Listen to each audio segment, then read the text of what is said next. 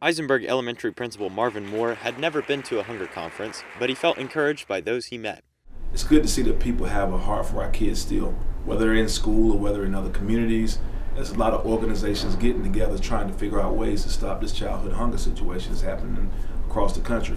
School educators like Moore met with child nutritionists, government officials, and active community members to help share ideas on how to limit child hunger in North Carolina. The conference featured panels of people who led projects in their own areas, sing-alongs, guest performances, and a big lunch to help fuel everyone for a full slate of presentations and discussions. Attorney General Josh Stein spoke on the importance of addressing this issue in the state, and Moore reflected on some of the ways his school district still faces those problems. We do things all the time where you go out and sit down and bring people to you, but a lot of our kids don't have transportation, so the food issue is still there. So are we going to sit back and say, I'm going to provide the food at this place and you got to come?